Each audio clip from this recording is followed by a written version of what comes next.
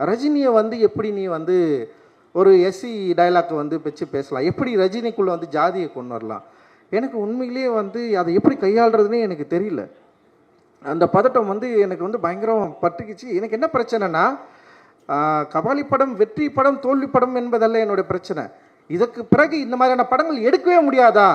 யாராவது எடுக்க வந்தால் இப்படி ஒரு சிக்கல் வருமா? ஏன்னா தமிழ் சமூகத்தில் பயங்கரமான டிஸ்கஷன் நடந்துச்சு அன்றைக்கி. அந்த சினிமாவில் வந்து எப்படி சினிமாவில் நீங்கள் இதை பேசலாம், எப்படி நீங்கள் சினிமாவில் இதை பேசலாம், எப்படி நீங்கள் இதை சினிமாவில் பேசலாம் எனக்கு புரியல. அப்போ தான் நான் யோசித்தேன், அப்போ இதுக்கு முன்னாடி இருக்கிற சினிமாக்களை, என்னை மறந்த சினிமாக்களை, என்னை ரொம்ப மோசமாக சித்தரித்த சினிமாக்களை, என்னை வந்து ரொம்ப இழிவாக பேசுகிற சினிமாக்கள், இத்தனை ஆட்கள் என்ன பண்ணாங்க இத்தனை வருஷமாக?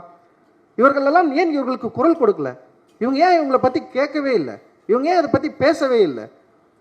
அப்போ நான் என்ன பண்ணுறேன்னா, நான் ஒரு என்னுடைய லைஃப்பை, என்னுடைய வாழ்க்கையை நான் உங்களுக்கு காட்டுறதுக்காக நான் ஒரு திரைப்படம் எடுக்கிறேன். அதுவும் வணிக ரீதியாக வெற்றி பெற்ற ஒரு திரைப்படமாக அது இருக்குது. ஆனால் மிக மோசமாக சித்தரிக்கப்பட்டது. அதோடைய திரைக்கதை அமைப்பை பற்றி பேசுகிறவர்கிட்ட நான் வந்து டெஃபினட்டாக நான் வந்து ஒத்துக்கிறேன். அதோட திரைப்பட குறைவு, அதாவது திரையாக்கம் குறைபாடுகளை வந்து நான் வந்து மனப்பூர்வமாக ஏற்றுக்கொள்கிறேன். ஆனால் ஒரு நடிகரை நீ எப்படி பேச வைக்கலாம், எப்படி இந்த கண்டென்ட்டை பேச வைக்கலாம்? மற்றபடி சூப்பர் ஸ்டார் ரஜினிகாந்த் அவர்கள் நடித்த மற்ற எல்லா படங்களும் உங்களுக்கு வந்து சம சூப்பராக எனக்கு தெரியவே இல்லை.